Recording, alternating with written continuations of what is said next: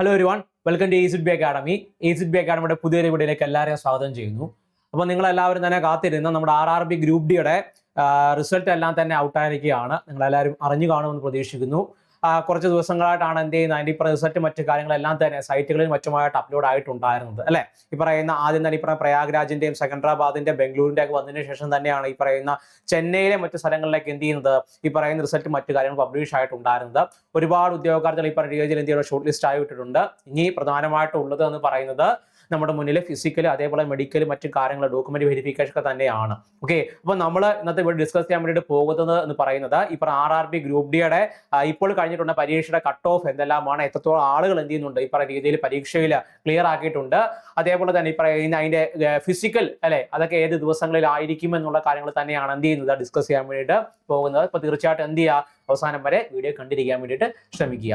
Okay, അപ്പൊ നിങ്ങളുടെ മുന്നിലേക്ക് ഇവിടെ കാണാൻ വേണ്ടി സാധിക്കുന്നത് പറഞ്ഞു കഴിഞ്ഞാൽ നമ്മുടെ ഈ പറയുന്ന 08/2024 നമ്മുടെ RRB ഗ്രൂപ്പ് ഡി ബംഗളൂരുവിലെ എന്താണ് കട്ട് ഓഫ് ആണ് കേട്ടോ. അപ്പൊ അതിനകത്ത് ഈ പറയുന്ന ജനറൽ കാറ്റഗറി പ്രധാനമായിട്ടും അൺറിസർവ്ഡ് കാറ്റഗറിയിൽ പെടുന്ന ആളുകളുടെ കട്ട് ഓഫ് എന്ന് പറഞ്ഞു കഴിഞ്ഞാൽ ഏകദേശം 70.28 ആണ്. അതേപോലെ തന്നെ SG വിഭാഗത്തിൽപ്പെടുന്ന ആളുകളുടെ കട്ട് ഓഫ് എന്ന് പറഞ്ഞു കഴിഞ്ഞാൽ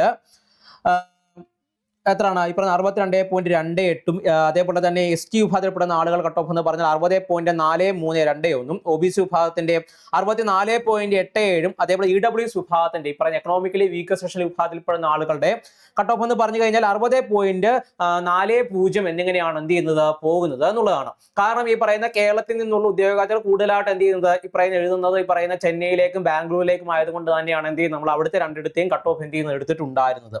ഓക്കെ, ഇനി നമുക്ക് ചെന്നൈയിലേക്ക് വരികയാണെങ്കിൽ ഒരുപാട് ഉദ്യോഗാർത്ഥികൾ ഈ പറഞ്ഞ നമ്മുടെ കേരളത്തിൽ ഒരുപാട് ഉദ്യോഗാർത്ഥികൾ ഈ പറയുന്ന എഴുതിയിട്ടുണ്ടായിരുന്നു. ഈ പറയുന്ന ചെന്നൈ ബേസ്ഡ് ആയിട്ടുള്ള പരീക്ഷ തന്നെ ആയിരുന്നു അല്ലെ, പറയുന്ന ചെന്നൈ RRB ബേസ്ഡ് പരീക്ഷ തന്നെ ആയിരുന്നു. അപ്പൊ അതിന്റെ കട്ട് ഓഫ് വന്നിട്ടുണ്ടായിരുന്നത് 78 ഓക്കെ, നമ്മുടെ ഈ പറയുന്ന ബംഗളൂരിൽ 70 ആണെങ്കിൽ ഇവിടേക്ക് ഒരു ബന്ധമായിട്ട് മാറുന്നത് 78 എന്താണ് മാറുന്നത് നമുക്ക് കാണാൻ വേണ്ടി പറ്റും.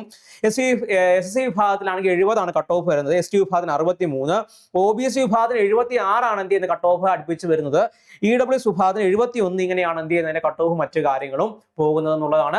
അത്യാവശ്യം എല്ലാ RRBസിന്റെയും റിസൾട്ട് മറ്റു കാര്യങ്ങളെല്ലാം തന്നെ ഔട്ട് ആയിട്ടുണ്ടായിരുന്നു. അഹമ്മദാബാദിൽ ഏകദേശം ഷോർട്ട് ലിസ്റ്റ് ചെയ്യപ്പെട്ടിട്ടുണ്ടായിരുന്ന ആളുകളുടെ എണ്ണം എന്ന് പറഞ്ഞു കഴിഞ്ഞാൽ 9837 പേരാണ്. അജ്മീറിൽ 2373 പേരാണ്. ബംഗളൂരിൽ 876 പേര് മാത്രമാണ് ഷോർട്ട് ലിസ്റ്റ് ചെയ്യപ്പെട്ടിട്ടുണ്ടായിരുന്നത്. പിന്നെ നമുക്ക് ഈ പറഞ്ഞ രീതിയിൽ ഭുവനേശ്വർ, ബിലാസ്പൂർ, ചണ്ഡീഗഡ്, ചെന്നൈയിലേക്ക് വരികയാണെങ്കിൽ 5130 പേരാണ് എന്ത് ചെയ്യുന്നത് ഷോർട്ട് ലിസ്റ്റ് ചെയ്യപ്പെട്ടിട്ടുണ്ടായിരുന്നത് എന്നുള്ളതാണ് അല്ലെ. അങ്ങനെ ഇപ്പൊ റാഞ്ചി, പ്രയാഗ്രാജ്, സെക്കൻഡറാബാദിൽ ഏകദേശം 2759 പേരാണ് എന്ത് ചെയ്യുന്നത് ഷോർട്ട് ലിസ്റ്റ് ചെയ്യപ്പെട്ടിട്ടുണ്ടായിരുന്നത്.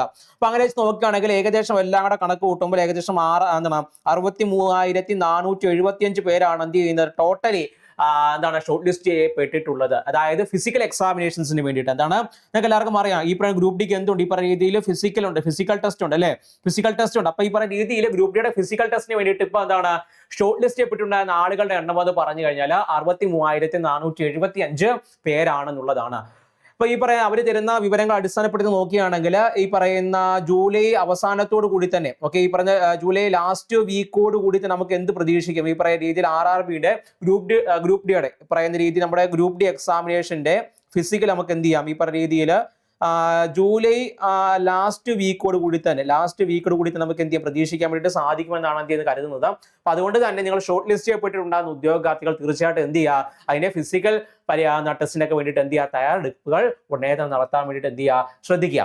അപ്പൊ ഇനി ഈ പറയുന്നത് നമ്മൾ ഇപ്പോൾ നടന്നിട്ടുണ്ടായിരുന്ന ഗ്രൂപ്പ് ഡി പരീക്ഷയ്ക്ക് എഴുതാൻ വേണ്ടി സാധിക്കാത്തവർ, അല്ലെങ്കിൽ ഈ പറയുന്ന രീതിയിൽ പരീക്ഷയ്ക്ക് വേണ്ടിയിട്ട് അപ്പിയർ ചെയ്തു പക്ഷെ പരീക്ഷ ക്ലിയർ ചെയ്യാൻ വേണ്ടി പറ്റാതിരിക്കുന്ന ആളുകൾ ഉണ്ടെങ്കിൽ നിങ്ങൾ വിഷമിക്കേണ്ട ആവശ്യമില്ല. നിങ്ങളുടെ മുന്നിലേക്ക് ഒരുപാട് അവസരങ്ങളുണ്ട്. കാരണം നമ്മുടെ ഈ പറയുന്ന 08/2024 നമ്മുടെ ഈ പറഞ്ഞ ഗ്രൂപ്പ് ഡിയുടെ എക്സാമിനേഷൻ ഉണ്ട് കഴിഞ്ഞ സമയങ്ങളിൽ, അതായത് അതിന്റെ അവസാനത്തോട് അടിക്കുന്ന സമയങ്ങളിൽ തന്നെയാണ് എന്ത് ചെയ്യുന്നത് ഇപ്പൊ 2026 എന്ത് ചെയ്യുന്നത് ഈ പറയുന്ന തുടക്കത്തോട് കൂടി തന്നെ അവർ പുതിയ ഗ്രൂപ്പ് ഡിയുടെ എന്ത് ചെയ്യുന്നത് നോട്ടിഫിക്കേഷൻ ഇറക്കിയിട്ടുണ്ടായിരുന്നത് എന്നുള്ളതാണ് അല്ലെ. പുതിയ നോട്ടിഫിക്കേഷൻ എന്ത് ചെയ്ത് അവർ ഇറക്കിയിട്ടുണ്ടായിരുന്നു. അപ്പൊ അങ്ങനെ വെച്ച് നോക്കുകയാണെങ്കിൽ ഒരു കാര്യം മനസ്സിലാക്കാൻ വേണ്ടി പറ്റും, ഈ പുതുതായിട്ട് വന്ന നോട്ടിഫിക്കേഷന്റെ എന്താണ് ഈ പറഞ്ഞ എക്സാമിനേഷൻ അല്ല ഇനി വരുന്ന സമയങ്ങൾ എന്താണ് അവർ നടത്താൻ വേണ്ടിയിട്ട് ഇരിക്കുകയാണ്. അപ്പൊ അതുകൊണ്ട് തന്നെ അതിലേക്ക് എന്ത് ചെയ്യുക, നിങ്ങൾ പ്രിപ്പറേഷൻസ് കൊണ്ടുപോകാൻ വേണ്ടി ശ്രമിക്കുക. ഈ ഒരു പരീക്ഷ കിട്ടില്ലെങ്കിൽ എന്ത് ചെയ്യുക, ആ ഒരു പരീക്ഷയ്ക്ക് വേണ്ടിയിട്ട് പഠിക്കാൻ വേണ്ടിയിട്ട് എന്ത് ചെയ്യുക, നിങ്ങൾ തയ്യാറെടുപ്പോൾ ഉടനെ നടത്തേണ്ടതായിട്ടുണ്ട്. അപ്പൊ അത്തരത്തിൽ ഈ പറയുന്ന രീതിയിൽ ഗ്രൂപ്പ് ഡി പരീക്ഷകൾക്ക് വേണ്ടിയിട്ട് പഠനം തുടങ്ങിയിട്ടുള്ളവരാണ് നിങ്ങളെങ്കിൽ, അല്ലെങ്കിൽ പഠിച്ചുകൊണ്ടിരിക്കുന്ന സമയങ്ങളിൽ നിങ്ങൾക്ക് ഈ പറയുന്ന രീതി സംശയങ്ങൾ ഉണ്ടാകാം. ഈ പറയുന്ന രീതിയിൽ എങ്ങനെ പഠിക്കണമെന്നോ അല്ലെങ്കിൽ ഏത് രീതിയിൽ പഠിച്ചാൽ ജോലി കിട്ടുമോ എന്ന് അറിയാതെ ഒരുപാട് ഉദ്യോഗാർത്ഥികൾ കാണും.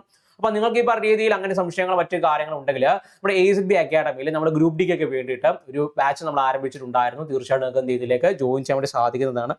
ക്ലാസ്സുമായി ബന്ധപ്പെട്ട ഡീറ്റെയിൽസ് എങ്ങനെയാണ് ക്ലാസ്സുകൾ പോകുന്നത്, ക്ലാസ്സിന്റെ ഡീറ്റെയിൽസ് എങ്ങനെയാണ്, ഓക്കെ, അങ്ങനെയുള്ള സംശയങ്ങളൊക്കെ പൊതുവെ എല്ലാവർക്കും ഉണ്ടാകും. അത് അത്തരത്തിൽ ബുദ്ധിമുട്ടുകളോ അല്ലെങ്കിൽ പല സംശയങ്ങൾ എന്തെങ്കിലും ഉണ്ടെങ്കിൽ എന്ത് ചെയ്യാം, തൊട്ട് താഴെ കാണുന്ന നമ്പർ വിളിച്ച് കോൺടാക്ട് ചെയ്ത് കഴിഞ്ഞാൽ അതുമായി ബന്ധപ്പെട്ട എല്ലാ കാര്യങ്ങളും നമ്മൾ എന്ത് ചെയ്യും പറഞ്ഞു തരുന്നതായിരിക്കും. ഓക്കെ അല്ലേ? അപ്പോൾ എന്തെങ്കിലും ഡൗട്ടോ മറ്റു കാര്യങ്ങളുണ്ടെങ്കിൽ എന്ത് ചെയ്യുക, തീർച്ചയായിട്ടും നമ്പർ വിളിച്ച് കോൺടാക്ട് ചെയ്യാൻ ശ്രമിക്കുക. അതുകൊണ്ട് തന്നെ അതേപോലെ തന്നെ നിങ്ങൾ എന്ത് ചെയ്യുക, ഉടനെ തന്നെ പഠനം തുടങ്ങുകയും ചെയ്യണം കേട്ടോ. കാരണം ഈ ഒരു വട്ടം നിങ്ങൾക്ക് ചിലപ്പം വളരെ കുറച്ച് മാർക്കിന് മാത്രമായിരിക്കും എന്ത് ചെയ്യുക, നിങ്ങളുടെ കയ്യെത്തും ദൂരത്ത് എന്ത് ചെയ്യുന്നത് ആ ഒരു ഗ്രൂപ്പ് ഡി നിങ്ങൾക്ക് എന്ത് ചെയ്യും നഷ്ടപ്പെട്ടിട്ടുണ്ടായിരിക്കുക. അപ്പം അതുകൊണ്ട് തന്നെ ആ ഒരു തെറ്റ് നിങ്ങൾക്ക് എന്ത് ചെയ്യരുത്, ഇനി വരുന്ന എക്സാമിനേഷൻസിന് ഉണ്ടാകാൻ പാടില്ല. അപ്പോൾ ആ തരത്തിൽ എന്ത് ചെയ്യുക, നിങ്ങളുടെ പ്രിപ്പറേഷൻസ് മുന്നോട്ടേക്ക് കൊണ്ടുപോവുക. ഓക്കെ അല്ലേ? സെറ്റ് ആണല്ലോ. അപ്പം ഈ പരീക്ഷകൾക്കെല്ലാം തന്നെ ഷോർട്ട് ലിസ്റ്റ് ചെയ്യപ്പെട്ടിട്ടുണ്ടാകുന്ന എല്ലാ ഉദ്യോഗാർത്ഥിക്കും ഓൾ ദി ബെസ്റ്റ്. അപ്പം നിങ്ങൾ എന്ത് ചെയ്യുക, ഫിസിക്കൽ വേണ്ടിയിട്ട് തയ്യാറെടുക്കുക. ഇനി അതല്ല കിട്ടാത്ത ഉദ്യോഗാർത്ഥികൾ ഉണ്ടെങ്കിൽ എന്ത് ചെയ്യുക, നിങ്ങൾ എന്താണോ ആ ഒരു പരാജയത്തിൽ നിന്ന് പഠിച്ചിട്ടുണ്ടായിരുന്നത് അത് മനസ്സിലാക്കി, നിങ്ങളുടെ തെറ്റുകൾ എന്തെല്ലാം മനസ്സിലാക്കി എന്ത് ചെയ്യുക, നിങ്ങൾ പൂർവാധികം ശക്തിയോടുകൂടി തന്നെ ഇനി വരാൻ വേണ്ടി പോകുന്ന എക്സാമിനേഷൻസിന് തയ്യാറെടുപ്പുകൾ നടത്തുക എന്നുള്ളതാണ്. ഓക്കെ അല്ലേ? അപ്പൊ താങ്ക് യു ഓൾ, ബൈ. വീണ്ടും കാണാം. അതുവരെ എല്ലാവർക്കും ബൈ. നിങ്ങളുടെ സംശയങ്ങളൊക്കെ എന്തെങ്കിലും ഉണ്ടെങ്കിൽ എന്ത് ചെയ്യുക, തൊട്ട് താഴെ കമന്റ് ആയിട്ട് അറിയിക്കാൻ ശ്രമിക്കുക. ഓക്കെ.